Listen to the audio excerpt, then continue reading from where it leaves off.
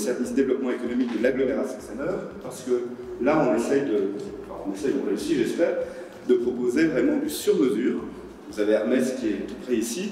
Hermès, c'est vraiment de la haute couture, du sur-mesure. Ben, nous, on veut faire la même chose avec vous pour Pôle emploi, pour se mettre à votre place et faire des parcours qui correspondent exactement à ce dont vous avez besoin. Donc pas uniquement cocher des cases et avoir des guichets un peu impersonnels, mais prendre le temps de vous rencontrer, de comprendre vos attentes et puis de faire se connecter tous ces publics pour faire en sorte qu'on aille tous ensemble dans la même direction.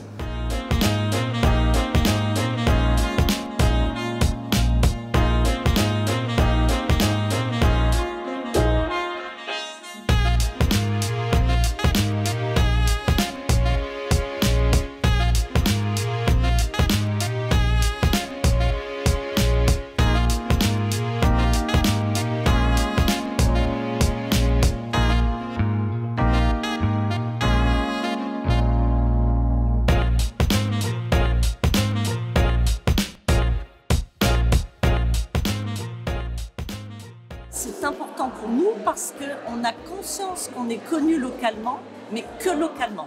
Donc on s'est dit, qu'est-ce qu'on peut faire pour attirer les candidats, pour qu'ils aient envie de travailler avec nous, puisqu'on a de gros enjeux pour faire face à nos enjeux de croissance, mais aussi aux enjeux environnementaux. Donc on s'est dit, il faut absolument qu'on mette en avant nos atouts. Il y en a un pour lequel nous parlons peu, c'est le fait d'avoir notre centre d'innovation mondiale pour le groupe.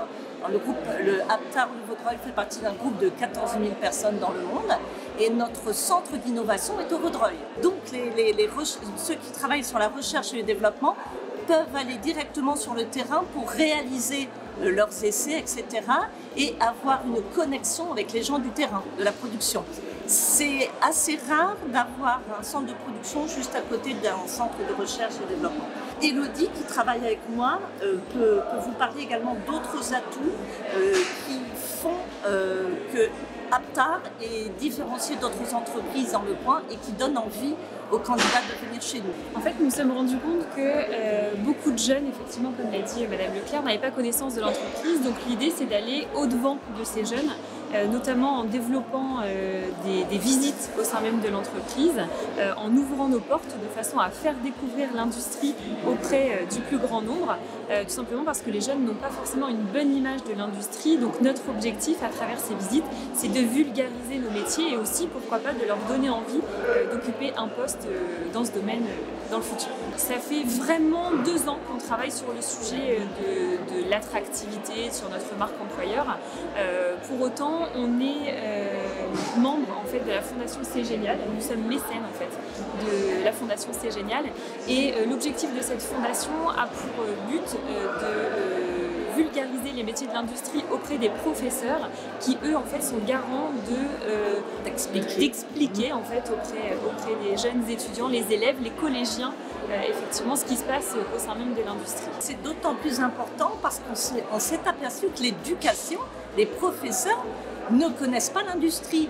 Donc ils avaient également une vision biaisée de l'industrie et envoyaient quelquefois leurs élèves par dépit au lieu de par envie. Et nous, on a voulu changer ça en intégrant cette fondation, en disant on veut vous donner envie. Et les métiers d'industrie sont très très intéressants et sont très diversifiés. Mais on attire toutes les formations. En fait, c'est pas élitiste. C'est pour ça que tout à l'heure je disais, on attire à la fois des personnes locales avec tous les niveaux qu'on peut trouver dans l'éducation, mais également des bacs+5 locaux, nationaux, mais aussi internationaux.